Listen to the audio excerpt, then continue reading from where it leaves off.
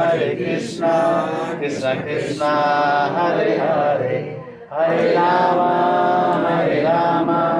राम राम हरे हरे। ये सरेंडर मुद्रा है, समर्पण के भाव है। ये समर्पण भाव जब द्रौपदी आ गई तो भगवान आ गए।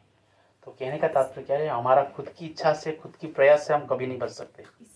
तो इसलिए इसलिए क्या है, पूरी तरह से जो भगवान को नौछावर कर चुके हैं वही भगवान उसी को ही सुरक्षा प्रदान करेंगे। इस श्लोक के माध्यम में बोलते हैं, 9वीं अध्याय की 22 नंबर श्लोक है।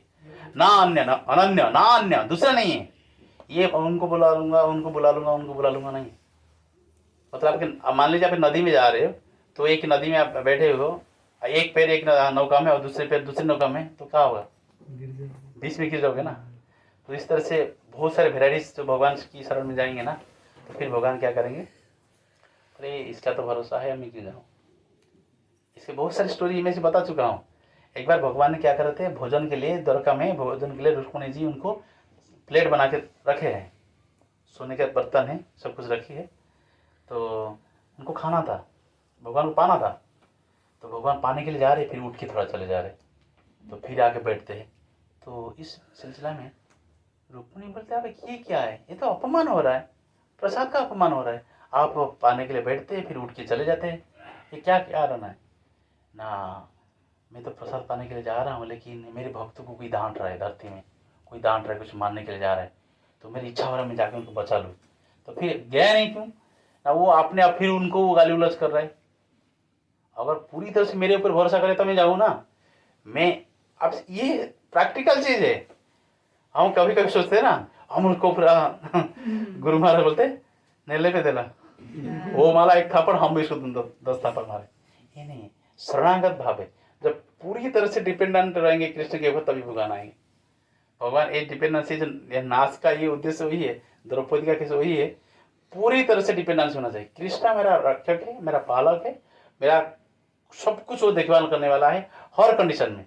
जैसे प्रहलाद मार्ग से भगवान क्यों आए, तो बोला जाता है आपका जो पहाड़ की चोटी से फेंका जा रहा था, आपको डर नहीं लग रहा था, अब जमीन में जाके गिरोगे तो मर जाओगे आप ना। मुझे पता था मैं जमीन में गिरूंगा नहीं, मैं जब गिरने को जाऊंगा कृष्ण आके मुझे पकड़ लेंगे, ये भरोसा था। क्या आज हम लोग इतना भजन कर रहे, लोग बोलते हैं हम इतने सालों से भजन कर रहे, मैं 20 साल से भजन कर रहा हूँ, मैं 64 माला कर रहा हूँ, मैं 108 माला कर रहा हूँ, ये जो जितने सारे एकादशी निर्जला व्रत करता हूँ, जन्माष्टमी पूरी तरह से निर्जला करता हूँ, तो क्यों भगवान नहीं मिल रहे, क्या कारण है। तो मैंने लास्ट टाइम इलेक्शन में भी बताया था, अभी 15 दिन पहले जो इलेक्शन में था, रूप गोस्वामी बोलते बोलते एक एक कृष्ण एक वर्ड अगर बोलोगे, व्यक्ति का करोड़ों अरबों पाप नष्ट कर देगा। लेकिन रोज हम भजन कर रहे हैं, एक जगह में बैठ के 16 माला कर रहे, कुछ नहीं हो रहा है। कारण क्या, रोज कर रहे कि नहीं कर रहे, 16 माला तो कर ही रहे, क्या कारण है। कारण 16 माला हम ऐसे नहीं कर रहे, जैसे हिरण्यकश्यप भी तपस्या किया था, रावण भी तपस्या किया था, किसके लिए, अब पूरा धरती के राजा में बनूंगा मैं, मेरे को ही पूजा किया जाए, इस पर्पस में। तो हमारा जो इच्छाएं है ना, तो इच्छाएं के अंदर क्या होता है, कृष्ण नहीं होते, इच्छाएं के अंदर हम बहुत सारे संसार है। इसीलिए भगवान ने एक श्लोक को 2 बार रिपीट किया, मनमना भव मद भक्त मद जाति मांग नमस्कुरु, तेरे मन मेरे में लगा, वो रिपीट किया उस श्लोक को भगवान 2 बार।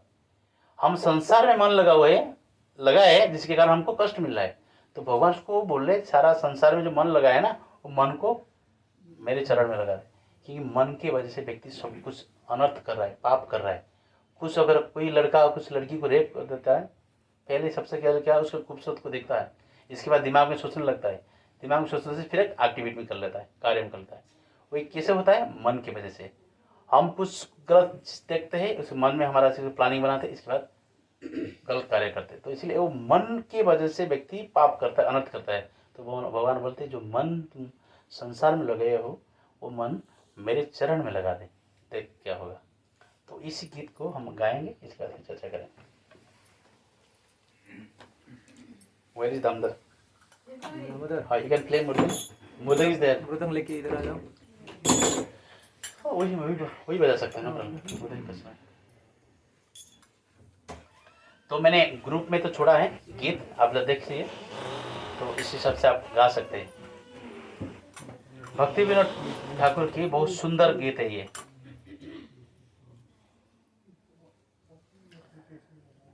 तुम्हें सर्वेश्वरेश्वर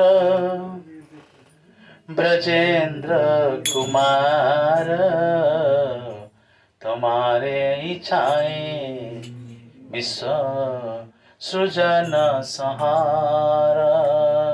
तुम्हें सर्वेश्वरेश्वर ब्रजेंद्र कुमार, तुम्हारा इच्छाएं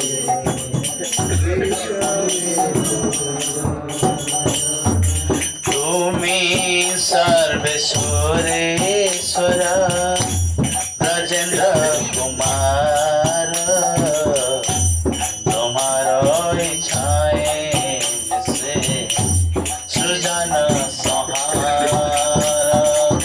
तुम्हें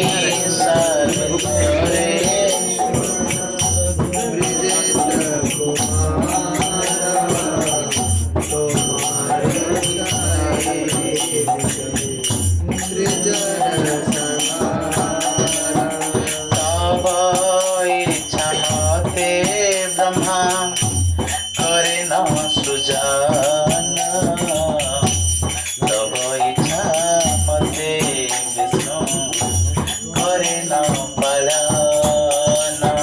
तब इच्छा मते ब्रह्मा करे न सृजन, तब इच्छा मते विष्णु करे न तब इच्छा मते शिव करे न संहार। तब इच्छा मते माया सृजे कारागार। तब इच्छा मते शिव करे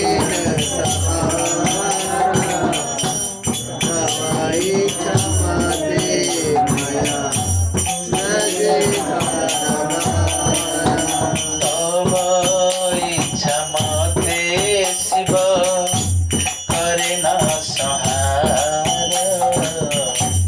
तब इच्छा मते माया सृजे कारागार। तब इच्छा मते शिव करे न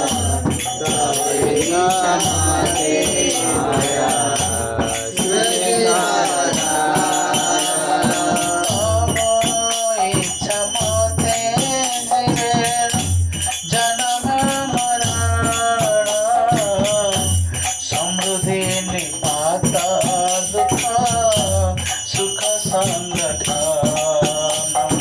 तब इच्छा मते शिवे जन्म मरण, समृद्धि दुख सुख तब इच्छा मते शिवे जन्म मरण, समृद्धि निपात दुख सुख संगठन। इच्छा मते शिवे जन्म समृद्धि दुख सुख माया बध जीव आशा पास फिरे, तब इच्छा बिना किछु करिते न पारे। मिछे माया बध जीव आशा पास फिरे, तब इच्छा बिना किछु करिते न पारे। माया बध जीव आशा पास फिरे, तब इच्छा बिना किछु करिते न पारे विषे माया बधाइबा आसपासी तव इच्छा बिना किछु करिते न पारे তুমি তার ঠাকুর পালকো আমার তোমার চরণ বিনা আশা নাই আর তুমি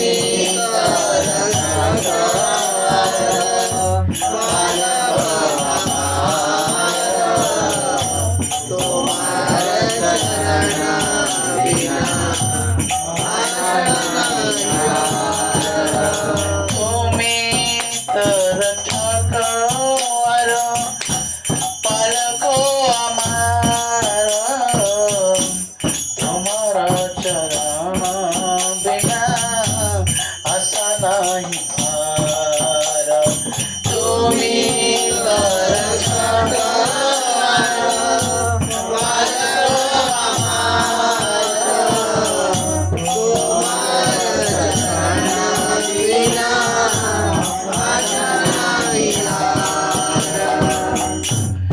নিজ বল চেষ্টা প্রতি ভরসা ছাড়িয়া তোমার ইচ্ছায় আজি নির্ভর করিয়া নিজ চেষ্টা প্রতি ভরসা ছাড়িয়া তোমার ইচ্ছায় আছি নির্ভর করিয়া নিজ বল চেষ্টা প্রতি ভরসা ছাড়িয়া তোমার ইচ্ছায় আসি নির্ভর করিয়া নিজ চেষ্টা প্রতি ভরসা ছাড়িয়া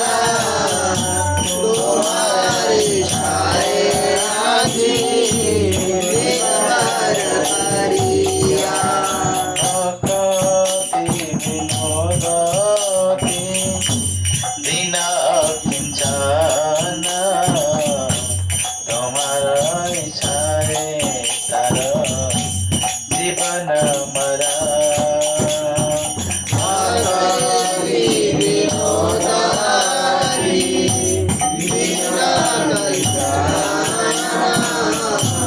তোমার ইচ্ছায় জীবন মরণ তুমি সর্বেশ্বরেশ্বর রাজেন্দ্র কুমার তোমার ইচ্ছায় সজন সমার বড়ে তুমি ব্রজেন্দ্র কুমার তোমার ইচ্ছায়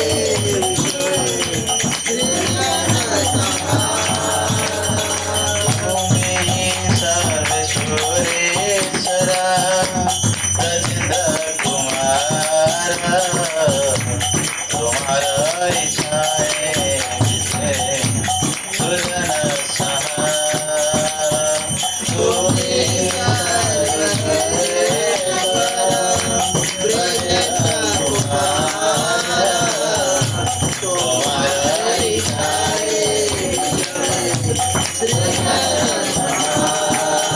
Hare Krishna Hare Krishna Krishna Krishna Hare Hare Hare Rama Hare Rama Rama Rama Hare Hare Hare Krishna Hare Krishna Krishna Krishna Hare Hare Hare Rama Hare Rama Rama Rama Hare Hare Hare Krishna Hare Krishna Krishna Krishna Hare Hare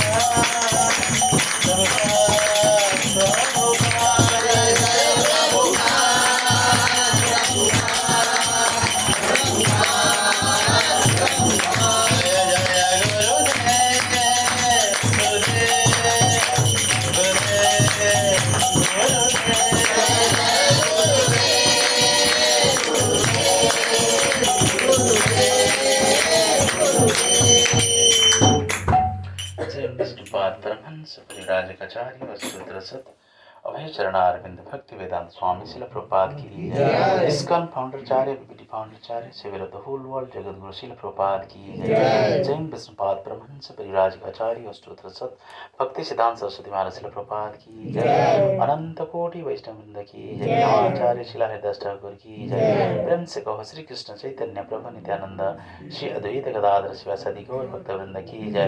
Shri Radha Krishna गोप गोपीनाथ श्याम कुंड राधा कुंड गिरि गोवर्धन की जय। वृंदावन धाम की जय। मथुरा धाम की जय। मायापुर नवद्वीप धाम की जय। पुरुषोत्तम क्षेत्र जगन्नाथपुरी धाम की जय। गंगा माई की जय। जमुना माई की जय। भक्ति देवी की जय। तुलसी महारानी की जय। समवेत गौर भक्त वृंद की जय। निताय गौर Premanand. All glories to the Son of Shri Krishna. All glories to the Son of Shri Krishna. All glories to the Son of Shri Krishna. All glories to Shri Guru and Gauranga. All glories to Srila Prabhupada की। जैसे कि मैंने इस गीत इसलिए चुना था, हम तो कहीं ना कहीं भक्ति तो कर ही रहे हैं, लेकिन हम भक्ति में आगे नहीं बढ़ पा रहे। जैसे कि भक्ति चंद्र सरस्वती महाराज एक श्रीला प्रभुपाद जी गुरुदेव जो है एक एग्जाम्पल दिया करते थे। बोले थे एक बारात जा रहा था, तो नदी की दूसरी किनारे उनको जाना था। पूरे बारात की सारे लोग इकट्ठा हो गए, एक नौका में बैठ गए। तो नौका में बैठ गए, रात्र के समय था, तो नौका जो नाविक नौका चला रहा है, लेकिन देखे उधर जो कन्या पक्ष जो है वो इंतजार किए है, ये लोग जाके पहुंच नहीं पाए।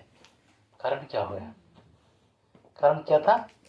वो नौका में बैठे नाविक रात भर नौका चलाया है, लेकिन उसकी जो लंगर बंधा हुआ है।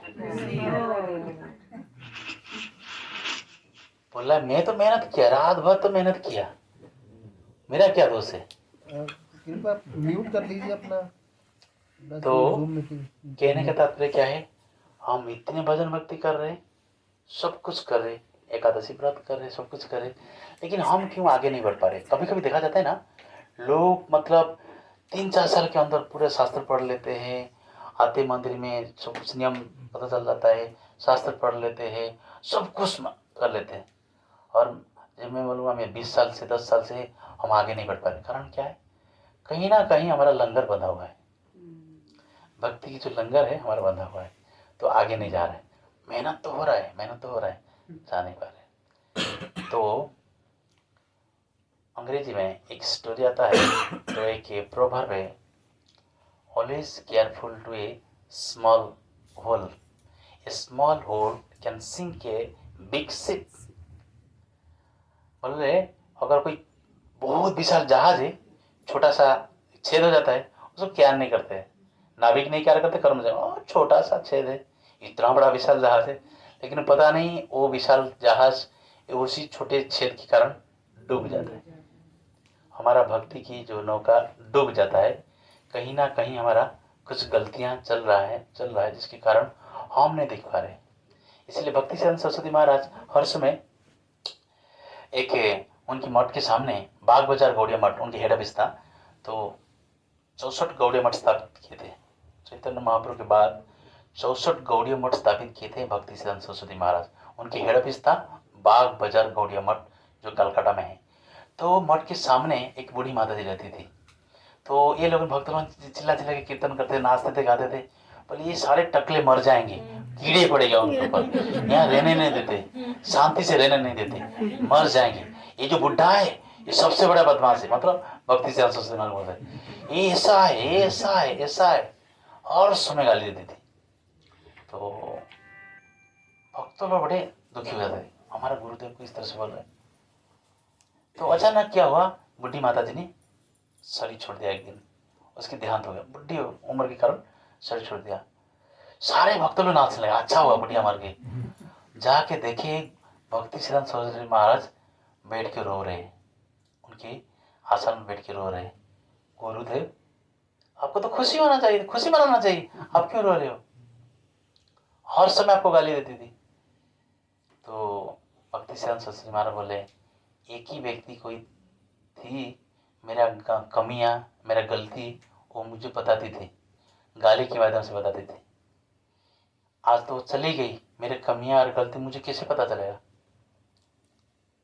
कहने का तात्पर्य क्या है, कभी कभी हमारा जैसे काउंसिलर्स नहीं तो हमारा टेम्पल अथॉरिटी कुछ कुछ हम बोलते हैं, हमको कड़वा लगता है, ये क्यों बोल दिया हमको, ये क्यों बोल दिया, उनको क्या हक है? मैं तो अपना कमाता हूँ, हम खाता हूँ, मैं थोड़ा बहुत मान जाता हूँ, मतलब मेरे सारे वो कंट्रोलर बन गए मेरा। ये नहीं सोचना चाहिए, क्योंकि आप देखेंगे विद्यालय में जिस बच्चे को टीचर ने बहुत पिटाई करता है और बच्चे सोचेंगे मेरे को क्यों पिटाई कर रहे, तो फिर उसकी कल्याण नहीं होगा, उसकी अधोगति हो जाएगा।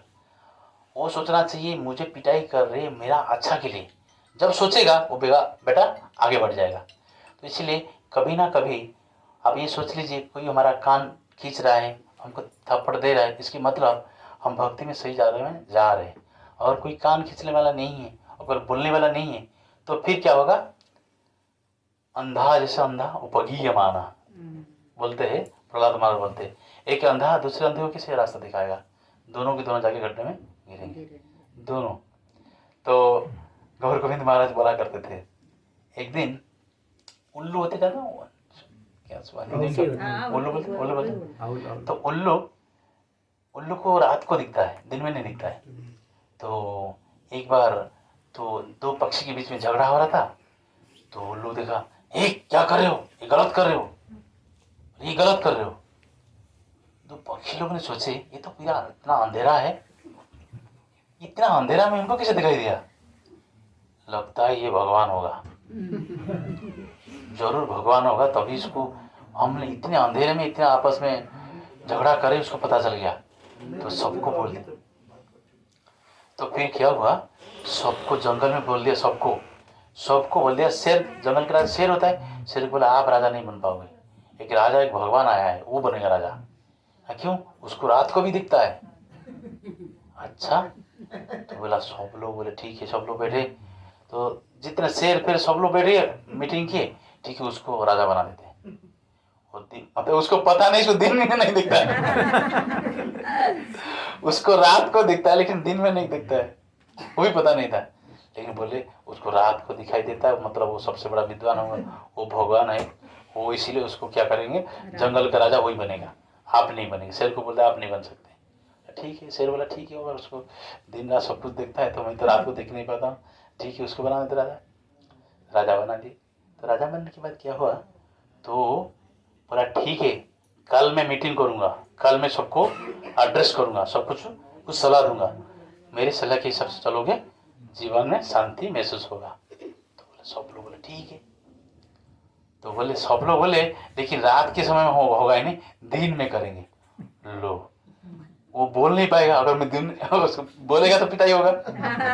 तो बोला ठीक है ठीक है ठीक है। तो बोल दिया ठीक है ठीक है। दिन के समय क्या हुआ, उसको सब लोग आए इकट्ठा हुए। तो बोले राजा जो है सबसे पहले आगे चलेंगे, तो जहाँ मीटिंग बोलेंगे उधर बैठ के मीटिंग करेंगे। तो पर सबसे पहले राजा जाएंगे। कुछ गद्दे हैं यहाँ पे बैठ सकते, बेटा आप यहाँ बैठ सकते, आप इधर नहीं है ना, कंबल है, आप बैठ सकते। माता जी आप यहाँ भी बैठ सकते हैं, आपको तो आपको कमर प्रॉब्लम है ना, मुझे पता है कमर आप बता। तो क्या हुआ, तो बोले जहाँ राजा बैठेंगे, हाँ यहाँ पे आ सकते हैं, यहाँ पे भी आ सकते हैं। ओके ठीक है। तो फिर क्या हुआ, उन्होंने, तो मैं स्टोरी में डाइवर्ट रहा हूँ। तो फिर बोले राजा जहाँ बोलेगा उधर ही बैठ के मीटिंग करेंगे। और राजा को पता नहीं रास्ते में बहुत बड़ा गड्ढा है, तो दिन में दिखता ही नहीं। सब लोग बोले, सब लोग को दिखाई दे रहा है, उनको दिखाई ना ना ना, वो भगवान है, वो कुछ भी कर सकता है, चलो उनके पीछे चलो। तो सबसे पहले वो गड्ढे में गया, सारे के सारे गड्ढे में गिरे मत, सब लोग मरे। आज हमारा सिचुएशन इस तरह से हो गया है। प्रहलाद महाराज बोलते हैं आज संसार के जो नेता लोग, जो गुरु लोग इस तरह से लोगों को मतलब मोहित कर रहे हैं, वो नरक ले जा रहे हैं अपने हिसाब से। कुछ लोग ऑलरेडी जेल में है और कुछ लोग जेल जाने की तैयारी में है। जैसे चंडीगढ़ साइड में जो आप लोग जानते हैं, जो लोग करोड़ों करोड़ों लोग फॉलोअर बना के रखे थे, उनको पता नहीं क्या करना है और क्या हम कर रहे, वो चीज़ को पता नहीं था। तो जिसके कारण क्या है, हम लोग, हमारा जीवन की जो असली उद्देश्य क्या है, जीवन की जो असली उद्देश्य,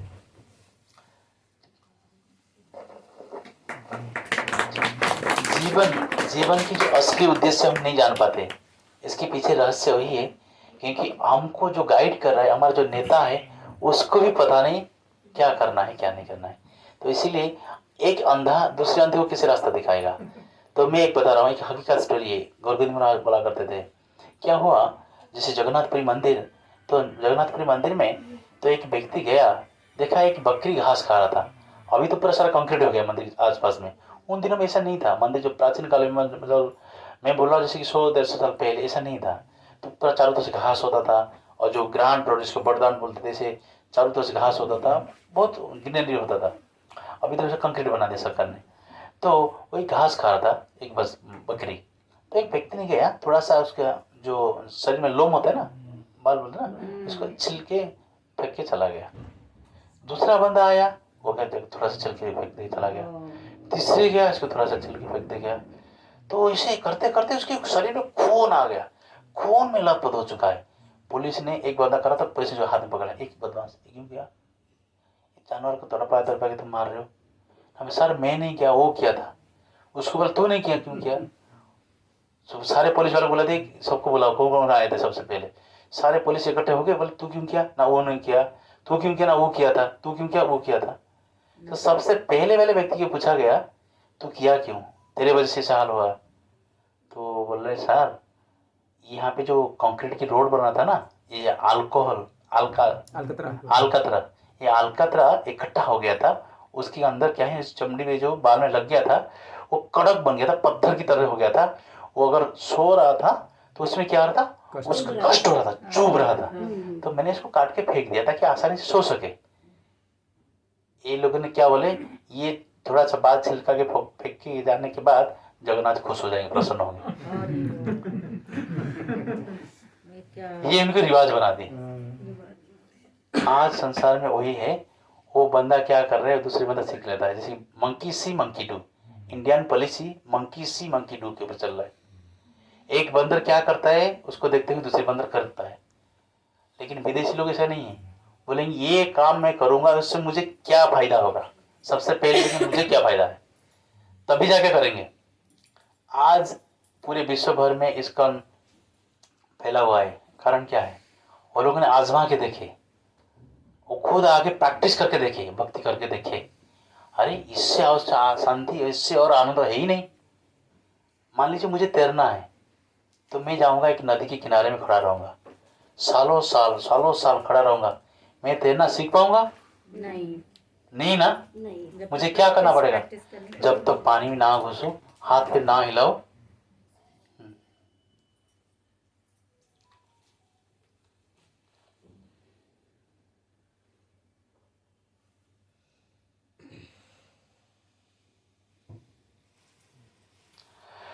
तो जब तक मैं पानी में ना घुसो, हाथ पे ना हिलाओ, तो तैरना सीख नहीं पाऊंगा। उस तरह से हम भक्ति तो बाहर लोगों से सीखते हैं, जब तक उस जीवन में नहीं अपनाएंगे, वो कार्य और स्पिरिचुअल एक्टिविटीज नहीं करेंगे, हम सीख नहीं पाएंगे। तो इसलिए आज इसे मैं ये श्लोक, सर ये गीत बोल रहा था, इसमें लिखा गया है, मतलब ब्रह्मा भी सृष्टि नहीं करता है आपका बिना इच्छा से, और शिव जी भी विनाश नहीं कर सकते आपके इच्छा से, और विष्णु भी आपकी इच्छा से पालन नहीं कर सकते। बोलते माया कारागार, सृज कारागार मतलब क्या है? जेल। जैसे कि हम संसार में कोई गलत कार्य करते जेल में डालता है सरकार, सरकार ने जेल बनाया है। तो भगवान की सरकार कौन है? माया। माया। माया जेल बना के रखी है, तरह तरह की पिटाई करती है माया। परिवार में किसका देहांत हो गया, किसकी एक्सीडेंटल डेथ हो गया, किसका हाथ टूट गया, पैर टूट गया, ये माया का प्रहार है, ये जेल में डाल के रखा है। क्योंकि हमारा इच्छा से हम ईश्वर बन के बैठे हैं ना, तो ये सिखाने के लिए तुम ईश्वर नहीं हो, तुम ठाकुर नहीं हो, तुम कुकुर हो, you are not God, you are dog. ये चीज हम लोग बोलते, बंद करें अमित कहते हैं मोबाइल बंद करें। तो इसमें क्या होता है, तो प्रभुपाद जी ये शिक्षा देना चाहते, हम कभी भगवान बन ही नहीं सकते। मायावादी क्या बोलते? सो अहम, सो अहम, उनकी मतलब सो अहम, वो जो भगवान है मैं हूँ, मतलब वो भगवान है, हम भी ऐसे स्पिरिचुअल कार्य करेंगे, हम भी एक दिन भगवान बन जाएंगे। ये मायावाद है। तो एक भक्त ने पूछा, मैंने लेक्चर बोला था, बोला प्रभु जी व्हाट इज माया, माया क्या है? माया मतलब कुछ जो एग्जिस्ट नहीं है, जो स्थिर नहीं, झूठ है। हम कभी भगवान बन सकते? नहीं बन सकते। इसीलिए तो प्रभुपाद ये शिक्षा दे रहे थे। तो मैं वही बोल रहा था, तो सब कुछ भगवान की इच्छा से हो रहा है, सब कुछ भगवान की अधीन में है। तो भगवान के अधीन में जाने के लिए, भगवान इतना विशाल है, जब शिव के ऊपर है, ब्रह्मा के ऊपर है और विष्णु के ऊपर है, तो क्या उनकी पूजा ऐसे आलतू फालतू पूजा होना चाहिए? ऐसे भी जाएंगे खड़े खड़े प्रणाम कर देंगे? तो मैं आज की क्लास रखा है, तो प्रणाम विधि, किस तरह से मंदिर में जाना है, किस तरह से प्रणाम करना है। तो सबसे पहले हम चर्चा करेंगे साइंस क्या बोल रहा है, और स्पिरिचुअल जो नॉलेज है, स्पिरिचुअलिटी क्या बोल रहा है। साइंस बोल रहे हैं नंगे पैर में आपको मंदिर जाना है, और स्पिरिचुअलिटी भी वही बोल रहे हैं आपको नंगे पैर में मंदिर जाना है। क्यों जाना है? अगर साइंस की हिसाब से देखा है, तो मंदिर के अंदर, तो मंदिर की जो चट्टान है, चट्टान में क्या होता है, इलेक्ट्रोस्टैटिक एनर्जी और मैग्नेटोस्टैटिक एनर्जी फ्लो करता है नॉर्थ पोल से साउथ पोल की ओर, ऐसे फ्लो होता है।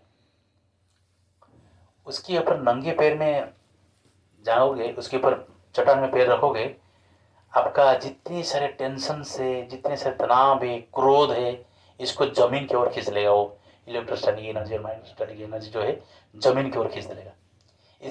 इसीलिए लोग बोलते हैं मंदिर आने से बड़ी शांति महसूस होता है। वाई? शांति क्यों महसूस होता है? शांति इसीलिए महसूस होता है, आपका थकान, आपका जितने सारे बुरा सोचने वाला आदत, वो जमीन की ओर खींच लेता है वो। ऐसा क्यों होता है?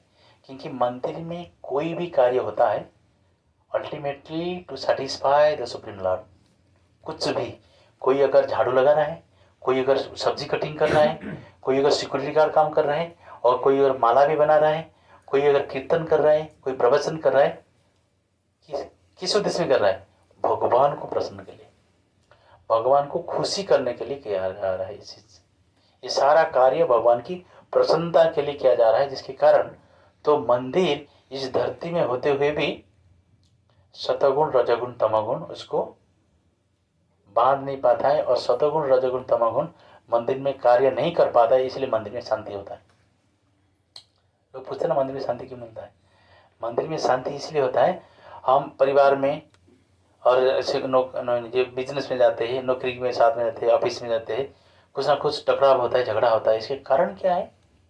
तो उधर हम बंधे हुए हैं, सतगुण रजगुण तमगुण का उधर एनर्जी स्ट्रांग है। लेकिन मंदिर में व्यक्ति को शांति महसूस हो रहा है, इसीलिए क्योंकि मंदिर में हर समय भगवान की चर्चा हो रही है।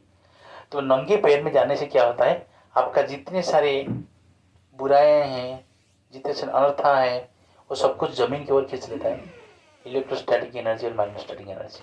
क्या सारे मंदिर में ऐसा होता है क्या?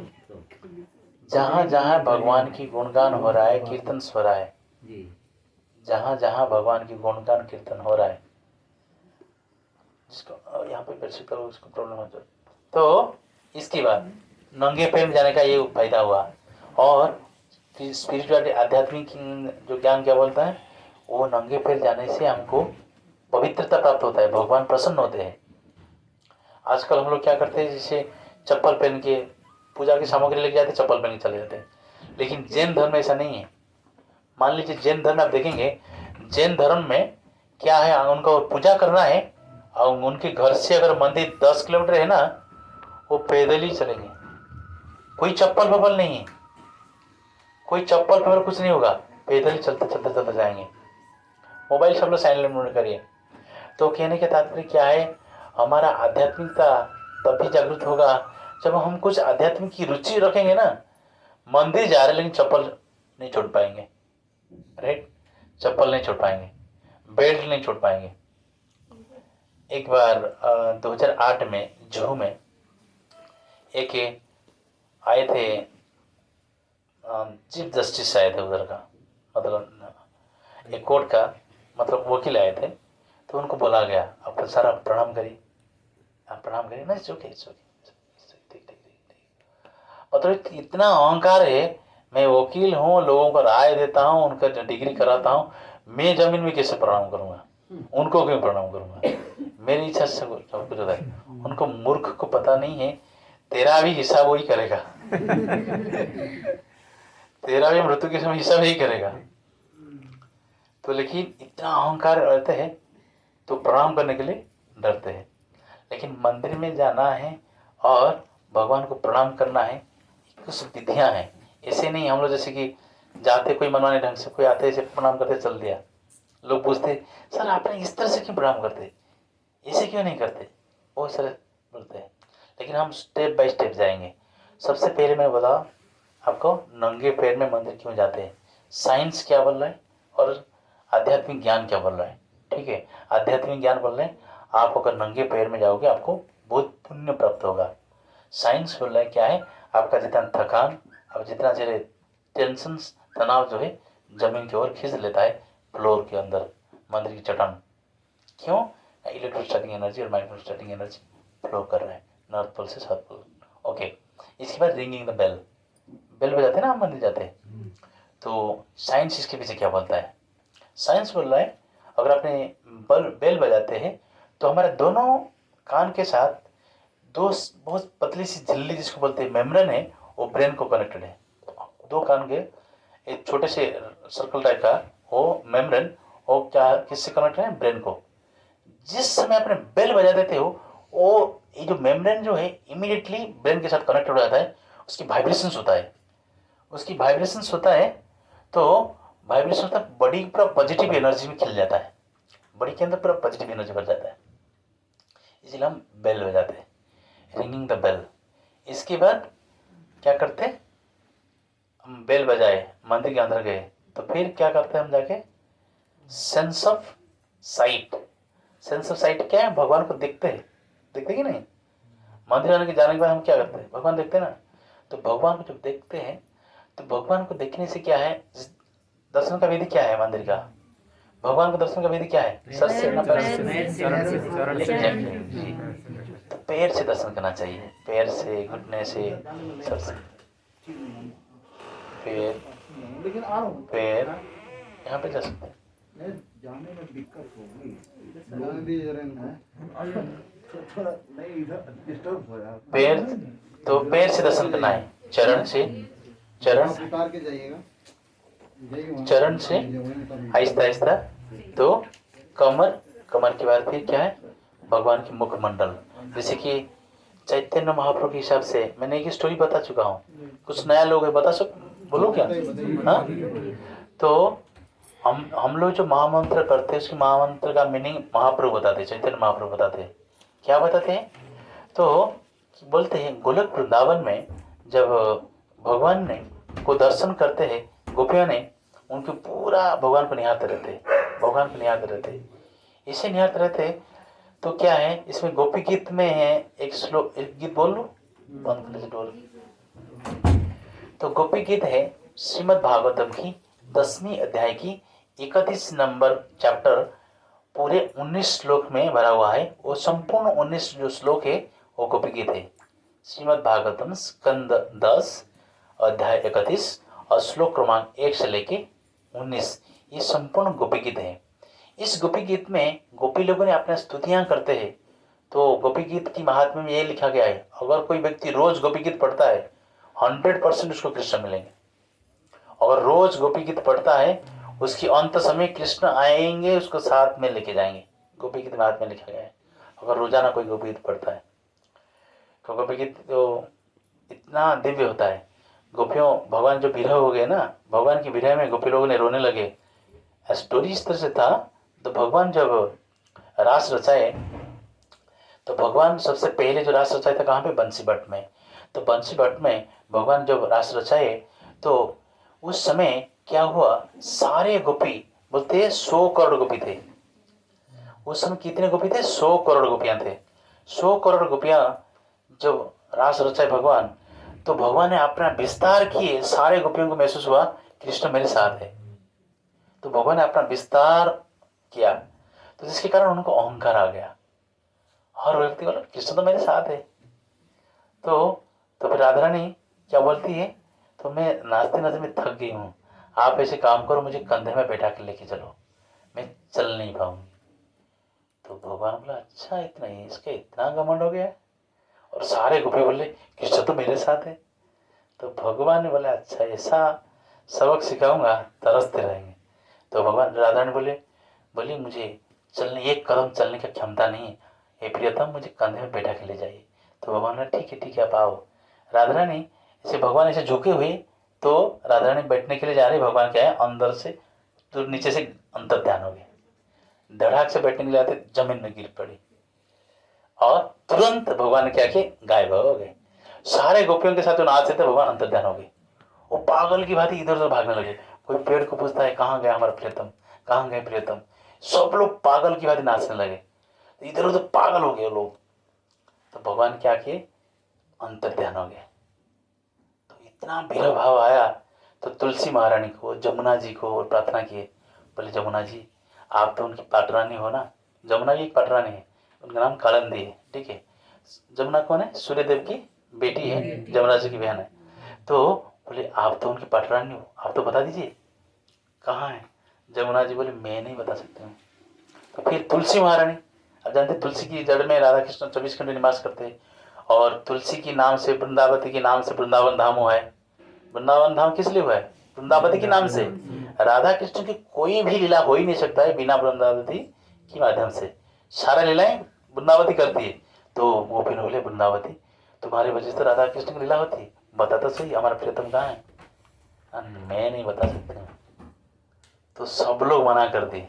तो सब लोग मना कर दिए, गोपी लोगों ने विरह से ये गीत गाने लगे, गोपी गीत। गोपियों की विरह की, रोने की आवाज से गीत है, इसलिए गोपी गीत। तो जो गोपी गीत गाए गोपियों ने, फिर भगवान प्रकट हो गए, भगवान सामने आ गए। तो इस गोपी गीत में 15 नंबर श्लोक आता है, उसमें वो लोगों ने, गोपियों ने ब्रह्मा को गाली दे रहे।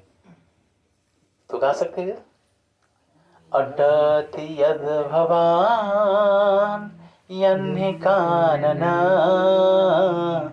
तुट्यो गायते त्वाम पश्यताम् कुटिलकुन्तलं श्रीमुखं च ते जडोदीक्ष्यताम्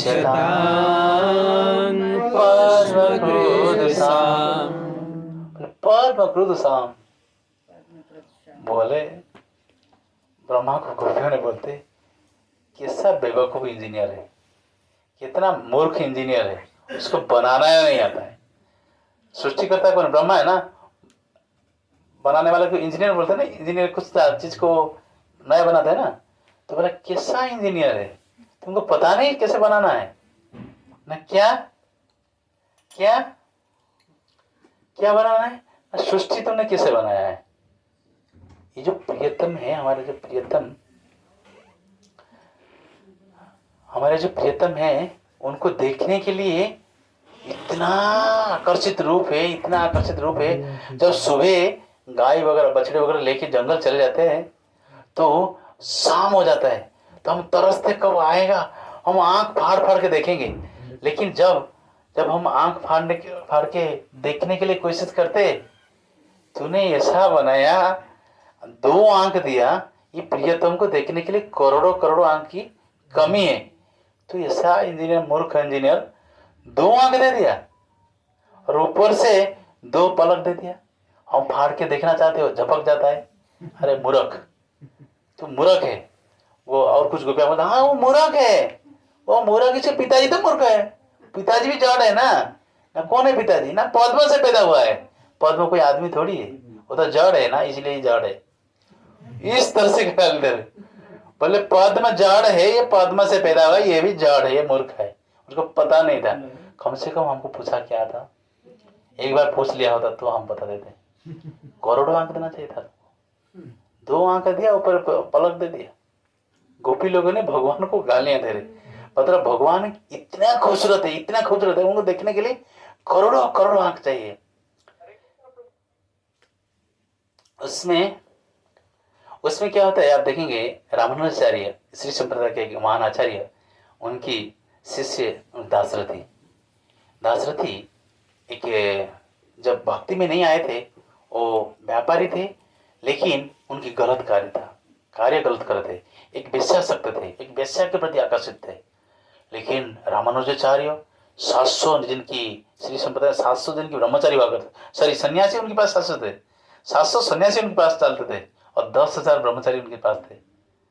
तो वो क्या करते थे, बातें क्या करते थे, जो भरद्वाज जो है कृष्ण ही है, भरद्वाज के साथ वो क्या करते थे, भरद्वाज के साथ वो बात क्या करते थे, साक्षात कृष्ण है, बातें करते थे। तो एक दिन भरद्वाज की टोली निकलता था, मतलब टोली मतलब जानते ना, भगवान को पालकी में बैठा के कीर्तन के साथ, जैसे कि आप बोल सकते हैं आपने पद यात्रा जो होता है ना हमारा, सो पद यात्रा होता है, जैसे जन्माष्टमी पहले हम पालकी में गौर निताई लेके घुमाते ना, इस तरह से वो पालकी में रोज सुबह लेके घुमाना है। अगर आपने श्रीरंगम जाएंगे तब देखेंगे। तो वो भगवान निकल रहे, तो सब लोग भगवान को देख के नाच रहे, सब लोग नाच रहे, लेकिन ये क्या है, भगवान की ओर पीठ करके एक छतरी दिखा के उस वेश्या को लेके जा रहे हैं, भगवान की ओर पीठ करके जा रहे हैं। रामानुजाचार्य देख के पूरा हैरान हो गए, कैसा बेवकूफ आदमी है, लाखों लोग भगवान की सुंदरता देख के नाच रहे, ये वो अब देखो ये वेश्या के प्रति जा रहे हैं, तो इसको छतरी लेके जा रहे हैं दिखा के, भगवान को पीठ करके जा रहे हैं। भगवान को पीठ करना पाप है। तीसरी स्कंद भागवतम में लिखा गया है, भगवान की पीठ में प्रणाम करना अधर्म है, इसलिए मंदिर के पीछे प्रणाम नहीं करते। ये ब्रह्मा जी बोलते हैं भगवत ज्ञान इसमें भागवतम में, भगवान की पीठ जो है अधर्म की प्रतीक है।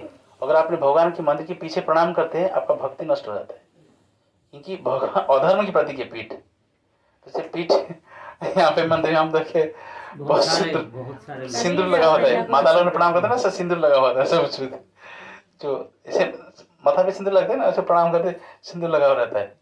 तो मेरे सामने जो आता है मैं उनको टोकता हूँ, ऐसे नहीं प्रणाम मत करो, सामने प्रणाम करो, भगवान साक्षात खड़े हैं, उन सामने प्रणाम करो। भगवान के पीठ में प्रणाम नहीं करना है, भगवान का पीठ जो है अधर्म की प्रतीक है। तो रामानुजाचार्य बड़े दुखी हो गए, ये क्या कर रहे हैं, तो उनके शिष्य बोले ये कौन ना गुरुदेव, ये तो एक वेश्या के प्रति आसक्त है, तो उसी को छतरी लेके जा रहा है, उसकी जहाँ जाती है उसको छतरी दिखा के जाता है। रामानुजाचार्य उसके पास गए, तो बोले क्या यहाँ पे साक्षात भरद्वाज है, सारे इतने सारे लोग देखते हैं, तो इससे पे आप प्रभावित नहीं है, क्यों प्रभावित होगा, इससे क्यों प्रभावित है, ये औरत से क्यों प्रभावित है, उनका आँख जो है पूरा खूबसूरत है।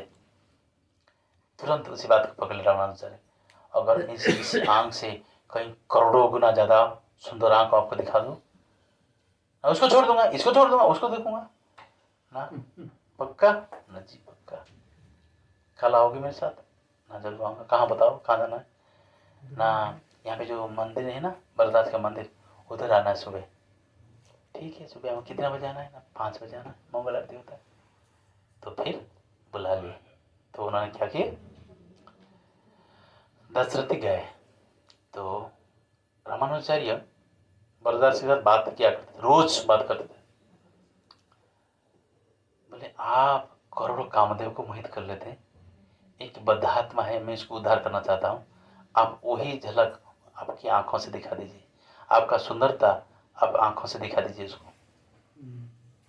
इस संसार की सुंदरता के प्रति ये आकर्षित है, तो मैं चाहता हूँ उसको उद्धार करूँगा।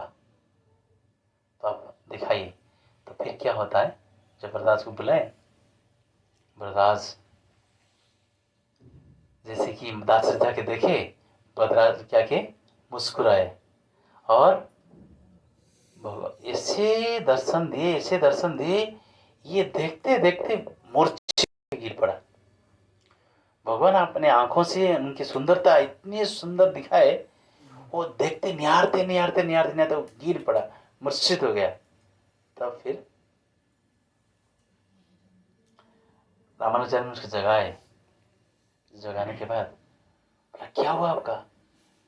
ना ऐसा कोई खूबसूरत सुंदर नजरिया हो सकता है, मैं कभी सोचा नहीं था। तो आप तो मेरे गुरु हो, आप बताएं मुझे क्या करना है। ना उसी सुंदरता के पीछे, उसी सुंदरता के पीछे आपको भागना है। मुझे क्या करना है? ना उनकी रोज गुणगान करना है, रोज गुणगान करना है। तब रामानुजाचार्य उनको भक्त बनाए। लेकिन रामानुजाचार्य देखे इसकी तो आसक्ति उसके प्रति था, उसकी वेश्या के प्रति। तो उन्होंने रामानुजाचार्य क्या कि उसी वेश्या के साथ उसके विवाह करा दिए और दोनों को दीक्षा दे दिए। दोनों को दीक्षा दे दिए। दोनों को दीक्षा देने के बाद जब देखिए, बोला जाता है, चैतन्य चरितामृत में लिखा गया है, जिस साधु की उच्च, साधु की चरण की रज और साधु की जो चरण की धुआ हुआ जल, ये कैसा भी कितना पतित व्यक्ति क्यों ना हो, उसको 100% भक्त बना देगा, 100% भक्त बना देगा। इसमें लिखा गया है चैतन्य चरितामृत में।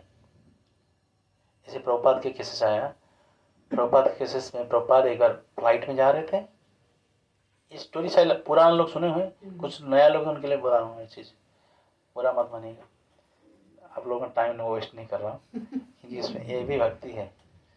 whenever you are glorifying some acharya means that is भक्ति। तो शिला प्रभुपाद जी, जिनके माध्यम से आज करोड़ों करोड़ों लोग भक्त हैं, तो शिला प्रभुपाद जी फ्लाइट में जा रहे थे। तो उनके शिष्य हमेशा 10-12 शिष्य उनके साथ में रहते हैं। तो साथ में क्या होता, फ्लाइट 19 घंटे का फ्लाइट था। तो उन्होंने खाने पीने की व्यवस्था रखे थे, साथ में रखे थे।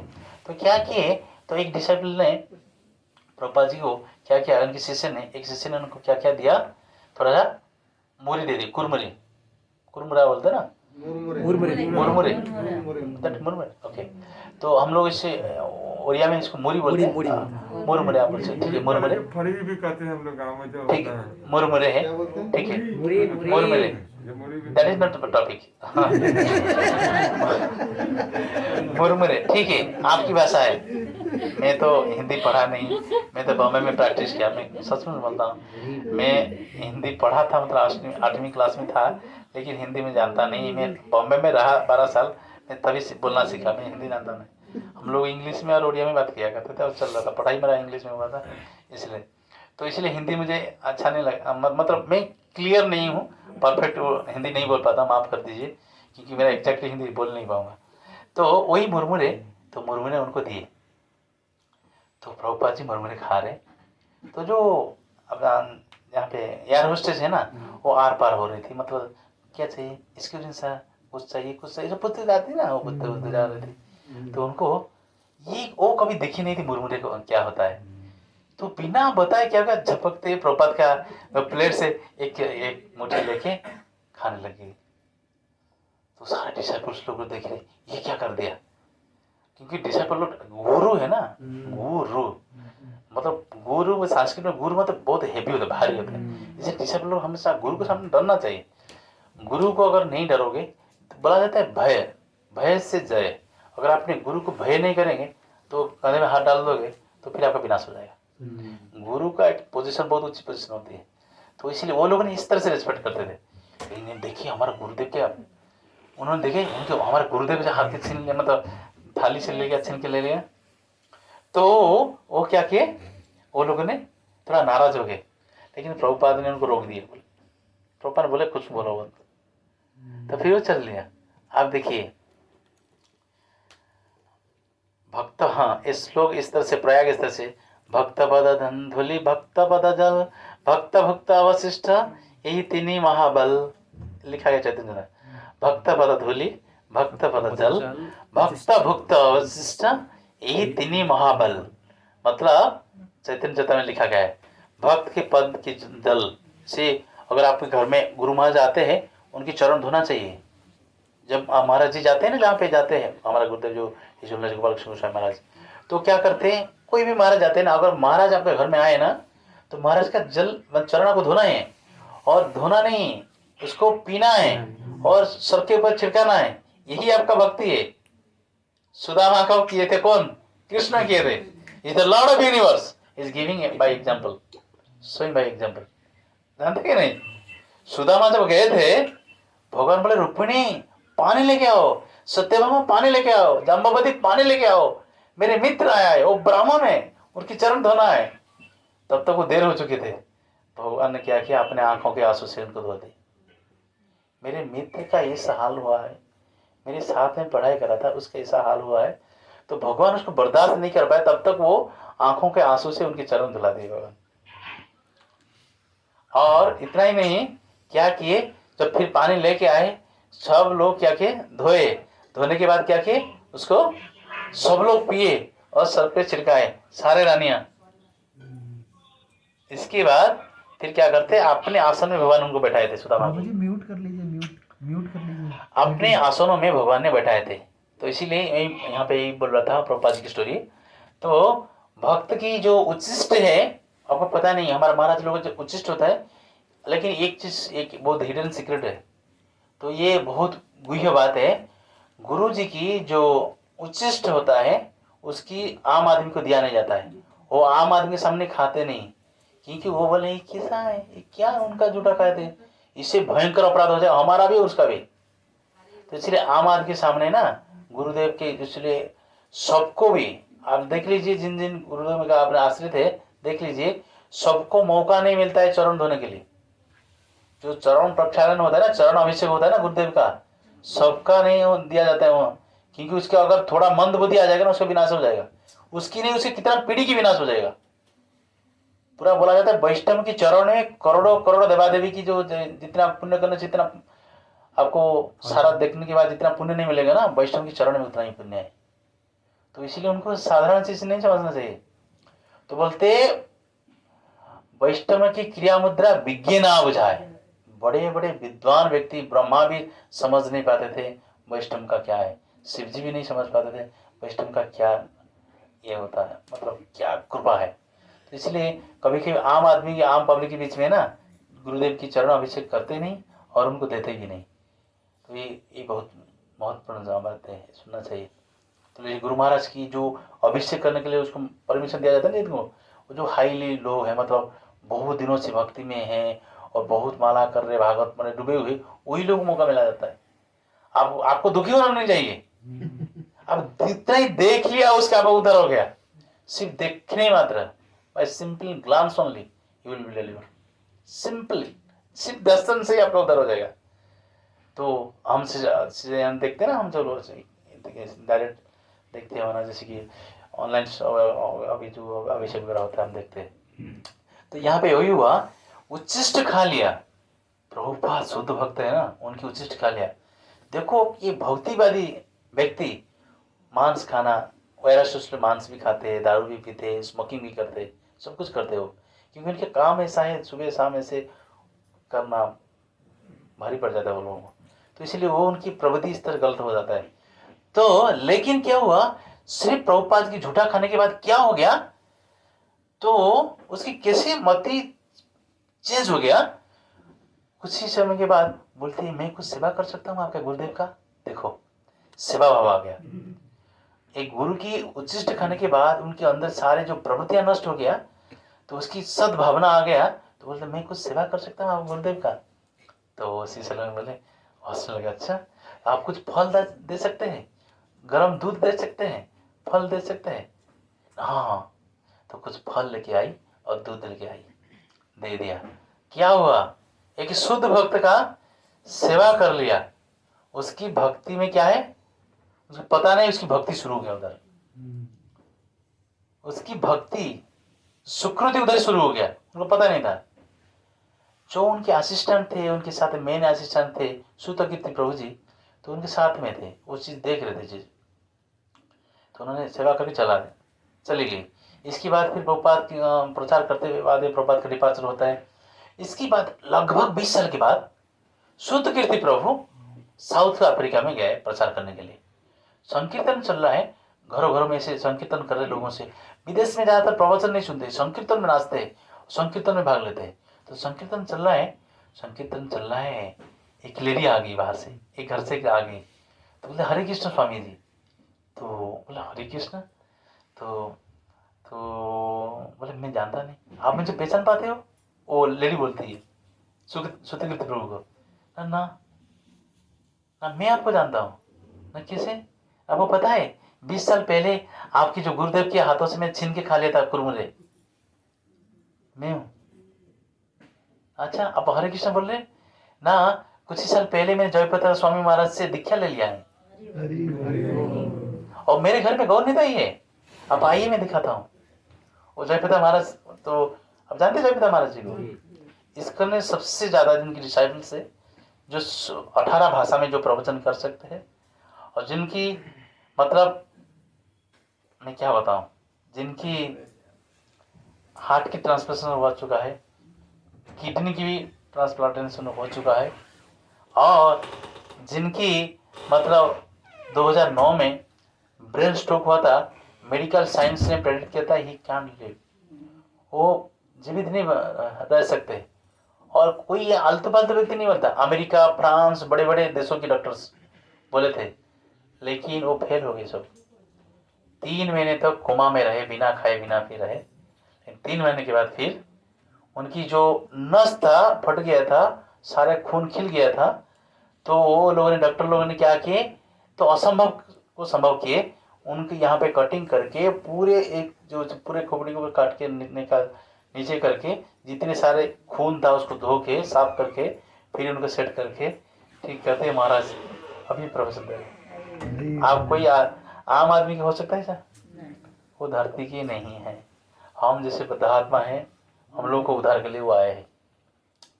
तो वही जयप्रकाश महाराज जी है, अभी मायापुर में रहते हैं। तो महाराज जी से वो महाराज तो पूरे वर्ल्ड टूर करते थे। महाराज का एक ग्रुप था सफारी मतलब महाराज कुछ डिसाइपल के साथ पूरा वर्ल्ड टूर करते थे, अलग अलग कंट्री। तो महाराज जी भ्रमण के दौरान में वो माता जी टकरा गई थी, तो महाराज उनको दीक्षा देने के बाद वो अपने घर में गौ निदेरा की पूजा कर रही थी। कब? 20 साल के बाद। कहने के तात्पर्य क्या है, शुद्ध भक्ति की उच्चिष्ट खाई थी, जिसके कारण 20 साल के बाद वो भक्त बन गई। उसके सारे जितने सारे अवधारणी था नष्ट हो गया, जितने सारे भौतिक इच्छाएं था वो भी नष्ट हो गया, और वो डिवोटी बन गई। तो कहने का तात्पर्य क्या है, जब हम शुद्ध भक्त की शरणागत में आते हैं, तो उनकी शरण में रहते हैं, तो हमारे जितने सारे अनाथा जो है सारे नष्ट हो जाता है। तो मैं वही बोल रहा था, जैसे हम प्रणाम करते हैं, आके मंदिर में प्रणाम करते हैं, तो प्रणाम करते हम तो पहले देखते हैं कैसे देखते हैं, चरण से देखते हैं। और हमको क्यों ऐसे देखना है, तो महाप्रभु ने बोले हैं, मैं बोल रहा था इस स्टोरी में स्टोरी आ गया। महाप्रभु ने बोलते हैं गोलोक वृंदावन में किस तरह से भगवान की दर्शन होता है और किस तरह से दर्शन करना चाहिए। तो महाप्रभु बोलते हैं गोलोक वृंदावन में गोपियों ने विचार करते हैं, बोलते हैं जो हमारे श्याम सुंदर है उसकी चरण जो है वो सबसे खूबसूरत है। कुछ गोपियाँ ने बोलते हैं, तो और कुछ गोपियाँ बोलते ना ऐसा नहीं, उनकी जो घुटने हैं वो खूबसूरत है। कुछ गोपियाँ बोलते ना ऐसा नहीं हो सकता, उसकी कमर जो है, जो पीताम्बरी से बांसुरी जहाँ पे लगा देता है तो वो खूबसूरत है। और कुछ गोपियाँ बोलते ना ऐसा नहीं, उनकी वक्षस्थल है वो खूबसूरत है। और कुछ गोपियाँ बोलते ना ऐसा नहीं हो सकता है।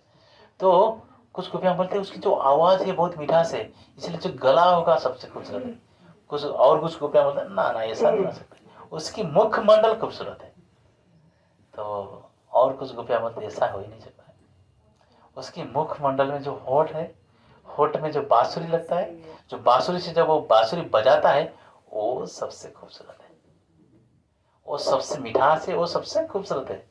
तो चैतन्य महाप्रभु बोलते गोलक वृंदावन में कृष्ण की जो बांसुरी की धुन जब धरती में आ जाता है, वो बांसुरी की धुन आके हरे कृष्णा कृष्णा कृष्णा हरे हरे, हरे राम राम राम हरे हरे। महाप्रभु बोलते ये जो महामंत्र क्या है, गोलोक वृंदावन में कृष्ण की बांसुरी की धुन धरती में आते आते वो हो गया महामंत्र।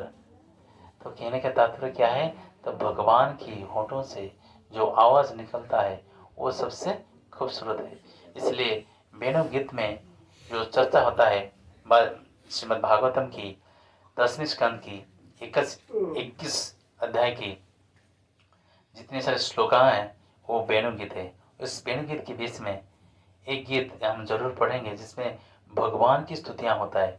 श्रीमद् भागवतम 10वीं स्कंद 21 अध्याय श्लोक क्रमांक 5।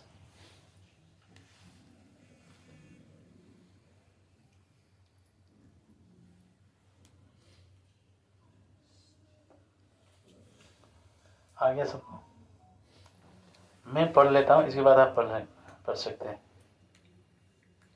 Malashree, where is Malasri? Can you recite this one? This verse? Yes. Proceed.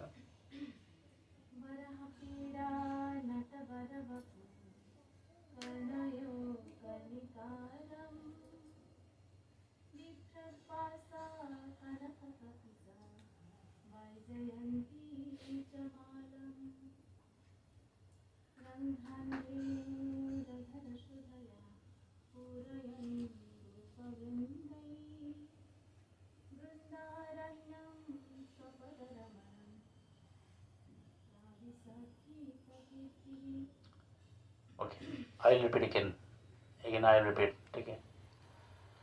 बरहा पीड़ा नट परबपु कन्नयो कन्निकारं बिभ्रदासं कनककपिशं वैजयन्ती च मालां रन्ध्रार्वेणो अधरसुदया पुरन्दरो गोपवृन्दे वृन्दारण्यं स्वपदरमणं प्रविशद गीतकीर्तिः। इसमें गोपी गीत से और भी सुंदर ये यहाँ पे बोलते हैं वेणु गीत। इसमें वो भगवान जो बांसुरी बजाते, तो बांसुरी में ये क्या भगवान के रूप की वर्णन आता है। जो गीत को सुनते हुए, जिस श्लोक को सुनते हुए जो सुखदेव गोस्वामी ब्रह्मवादी थे, वो भक्त बन गए। सुखदेव गोस्वामी जैसे पैदा हुए ना, जंगल के भाग जाते, तो रोक नहीं पा रहे, हे पुत्र बोल के उनके पीछे पीछे भाग रहे थे रास्ते में, वो मान ही नहीं रहते। तो ये श्लोक बोल दे ब्रह्म बरहा पीडं नट परवपं कन्नयो कन्निकारं बिभ्रदासं कनककपिशं वैजयन्तीं च मालां रन्ध्रार्वेणो अधरसुदया पुरयन्दो गोपवृन्दे वृन्दारण्यं सपदरमणं प्रविशद गीत कीर्ति। इसमें बोलते हैं अपने सिर पर मोरपंख का आभूषण, अपने कानों में नीलकर्णिकार फूल, स्वर्ण जैसा चमचमाता पीला वस्त्र तथा वैजयंती माला धारण किए भगवान कृष्ण ने सर्वश्रेष्ठ नर्तक का दिव्य रूप प्रदर्शित करते हुए वृंदावन के वन में प्रवेश करके आपने पद चिन्ह से उसे रमणीय बना दिए। उन्होंने अपने होठों के अमृत से अपनी बंसी के छेद को भर दिया और ग्वाल बालक ने उनकी यश का गान किए। मतलब ये भगवान की गुणगान है। भगवान की जो वस्त्र है पीताम्बरी है, तो पीली वस्त्र है, और भगवान ने क्या करते हैं, कान में कर्णिकार फूल लगाते हैं। कर्णिकार फूल क्यों लगाते हैं? कर्णिकार फूल से माइक फूल जैसे, आप लोग माइक देखे ना, तो कर्णिकार फूल जैसे माइक जैसे, तो भगवान जो कान में लगा रहे थे, तो मान लीजिए ग्वाल बालक और गोपिलों उनको पता चल जाता इसी दिशा में आज जाएंगे।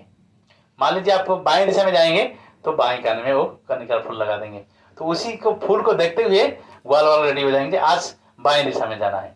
और उसमें दाएं जाना है तो क्या करें, दाहिने कान में लगा देंगे। तो उनको पता चल जाएगा और बोलना नहीं पड़ता है, उनको पता चल रहा है आज दाहिने ओर जाएंगे। तो ऐसे कर्णिकार फूल लगाते हैं और बोलते क्या है, जो बांसुरी जो है, जो बांसुरी में जो भगवान ने भर देते। आज बहुत सुंदर क्लास की है वो जो प्रभु जी ने, सम्मुख प्रभु, इतना सुंदर क्लास था। तो सम्मुख प्रभु, तो वही बोले थे।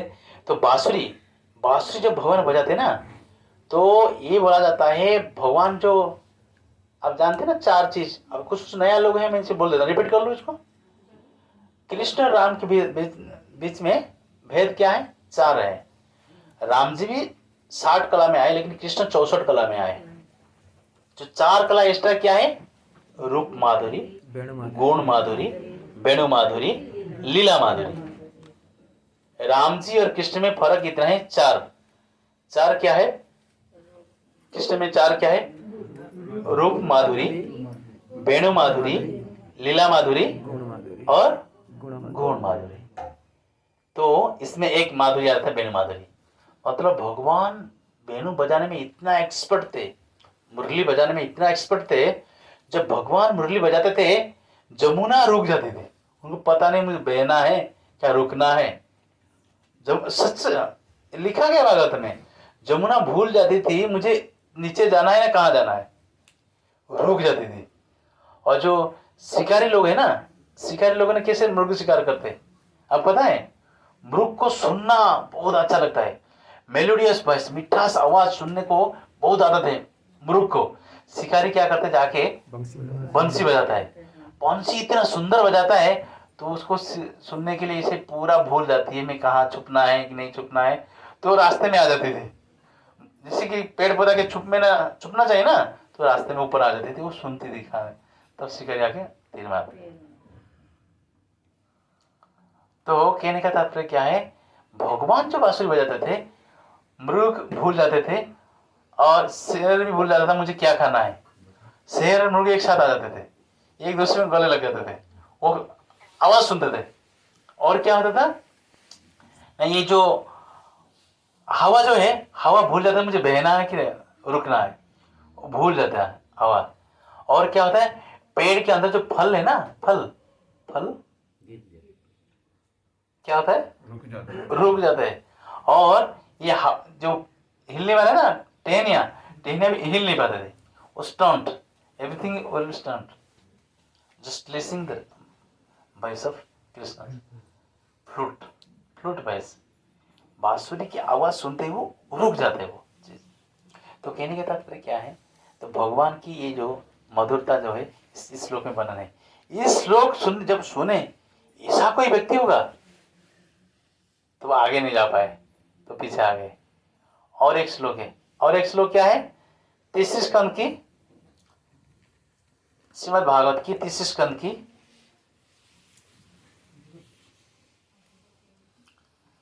Verse number canto 3 chapter number